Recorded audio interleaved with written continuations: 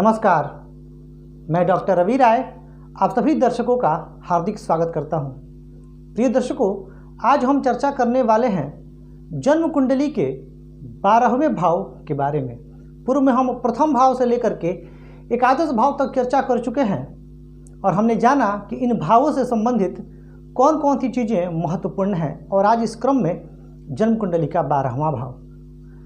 चर्चा शुरू करने से पूर्व आप सभी से मैं कहना चाहूँगा कि हमने निःशुल्क जन्म कुंडली अध्ययन का कार्यक्रम प्रारंभ किया है। यदि आपके मन में ज्योतिष शास्त्र से संबंधित कोई प्रश्न हो तो भी आप पूछ सकते हैं, या फिर आप अपनी या अपनों की जन्म कुंडली विश्लेषण करवाना चाहते हैं तो आप डेट ऑफ बर्थ हमारे कार्यक्रम पर दे सकते हैं। हम आपकी जन्म कुंडली का विश्लेषण जरूर करेंगे।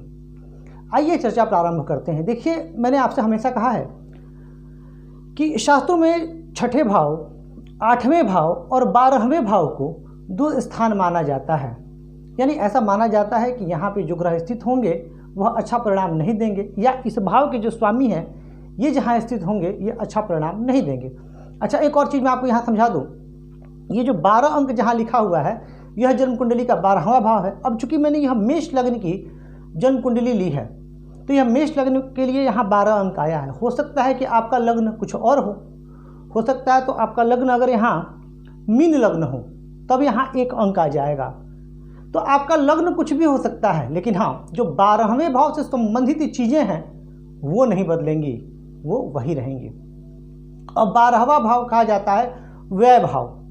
जैसे एकादश भाव लाभ भाव था और उससे यह विचार किया जाता था कि जीवन में लाभ कितना होगा, ठीक उसी प्रकार 12वां भाव बताता है कि जीवन में व्यय कितना होगा। अब अगर 12वां भाव बली हुआ तो इसका क्या अर्थ? इसका अर्थ कि जीवन में व्यय अधिक होगा। अब व्यय अधिक होगा इसका मतलब लाभ भी होगा। एक अर्थ यह भी तो निकल के आता है। 12वां भाव व्यय को दर्शाने के साथ साथ 12वां भाव हानि को भी दर्शाता है, और 12वां भाव रोग में होने वाले खर्चों को भी दर्शाता है, और 12वां भाव मुकदमे में होने वाले खर्चों को भी दर्शाता है। वो क्यों? समझिए, यह भाव ठीक छठे भाव के सामने है। छठा भाव कौन सा है? जहाँ 6 अंक लिखा हुआ है। और छठा भाव दर्शाता है रोग को, और छठा भाव दर्शाता है शत्रु को, ऋण को भी दर्शाता है छठा भाव। यानी कहीं ना कहीं 12वें भाव से कनेक्शन बनने की वजह से 12वें भाव कि स्वामी की महादशा या अंतर्दशा चल रही हो तो व्यक्ति का एक व्यय खर्च होता है, रोग में भी, या मुकदमेबाजी में, लिटिगेशन में खर्च होता है, या छोटा मोटा एक्सीडेंट भी हो जाता है उसमें भी खर्च होता है, पर वो अगर बाकी दशाएं भी अनुकूल ना हो तब होता है। तो इससे भी हम 12वें भाव से विचार करते हैं। 12वें भाव से जेल यात्रा का भी विचार किया जाता है, तो 12वें भाव से विदेश यात्रा का भी विचार किया जाता है। तो यह भाव बहुत महत्वपूर्ण है।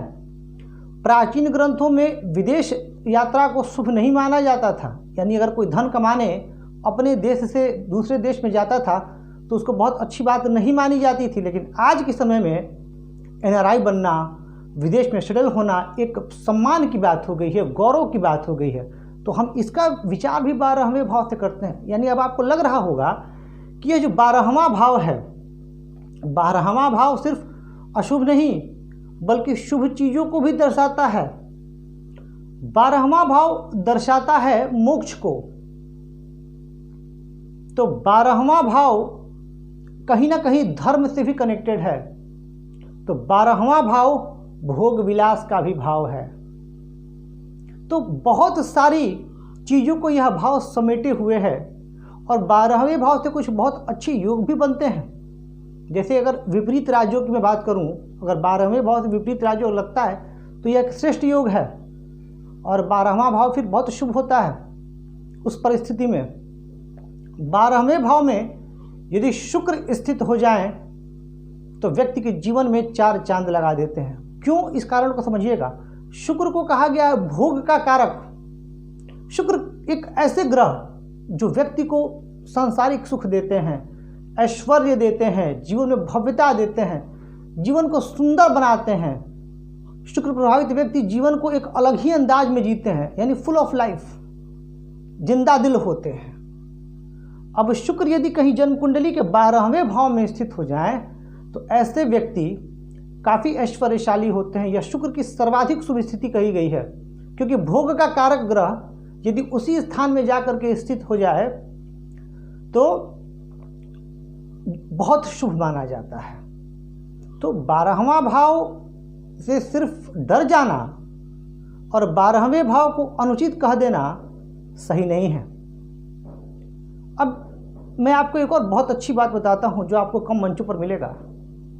भावार्थ रत्नाकर में कहा गया है कि जो ग्रह 12वें भाव में स्थित होते हैं उनके कारकत्व में वृद्धि हो जाती है और वो शुभ हो जाते हैं। अब इस तक बड़े आपको गहराई से समझना पड़ेगा। यहाँ भाव के कारकत्व की बात नहीं हो रही है, यहाँ ग्रह के कारकत्व की बात हो रही है। जैसे उदाहरणार्थ 12वें भाव में यदि गुरु स्थित हो जाए, अब गुरु किन किन भावों के कारक होते हैं ये समझिएगा। तो गुरु कारक होते हैं धन भाव के, पंचम भाव के। भावार्थ रत्नाकर के अनुसार बता रहा हूँ। धन भाव के कारक होते हैं, पंचम भाव के कारक होते हैं, दशम भाव के कारक होते हैं और लाभ भाव के कारक होते हैं। अब धन यानी धन में पैतृक संपत्ति, तो जिसके 12वें भाव में गुरु स्थित होंगे वह विद्या के प्रति उसकी एक विशेष ललक रहेगी। और मैंने बहुत सारे कुंडलियों में ऐसा देखा है, विद्या के प्रति एक विशेष ललक।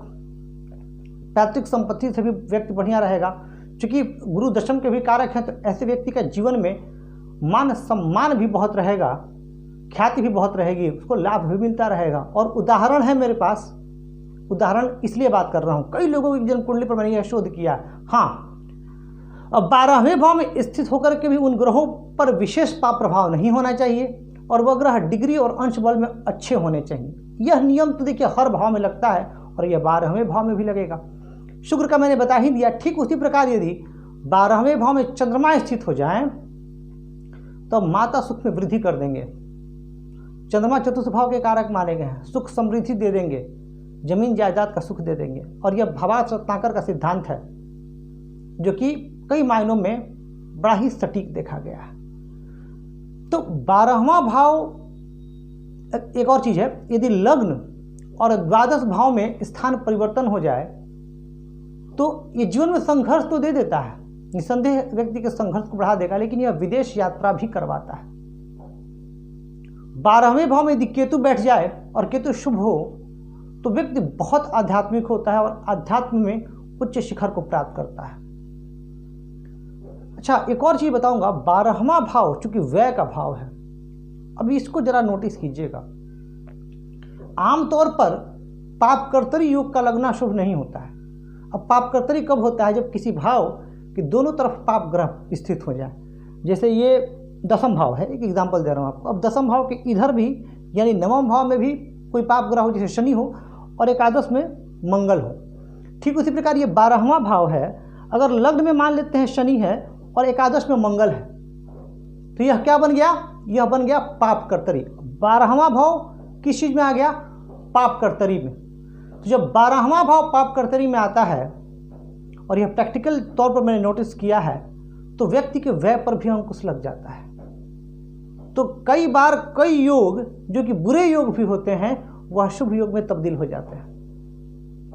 12वें भाव में शुक्र यदि तुला राशि का हो तो व्यक्ति बड़ा सोच समझ करके खर्च करता है, क्योंकि वहाँ तुला राशि में जब शुक्र होंगे तो वृश्चिक लग्न होगा और वहाँ शुक्र स्वराशिस्थ हो जाएंगे, तो वो अपने भाव को मैनेज करने का काम करेंगे शुक्र वहाँ। और व्यक्ति का जो फाइनेंशियल मैनेजमेंट होता है वह अच्छा होता है। शर्त सिर्फ इतनी सी है कि धन भाव और लाभ भाव अच्छा होना चाहिए तब। तो प्रिय दर्शकों, ये थी एक चर्चा 12वें भाव पर, और हमने जाना 12वें भाव से संबंधित कारक चीज़ें क्या होती हैं और 12वां भाव भी कब इतना महत्वपूर्ण बन जाता है। तो इसी तरह हम ज्योतिष के तमाम विषयों पर चर्चा करते रहेंगे। आपको यह कार्यक्रम कैसा लग रहा है कमेंट करके बताइएगा, और वीडियो को लाइक और सब्सक्राइब करें ताकि हमारा जो उत्साह है वो बढ़ता रहे और मैं रोज़ आप लोगों के लिए कुछ अच्छे और ज्ञानवर्धक वीडियोस लेकर के आता रहूँ। आज के बस इतना ही। धन्यवाद।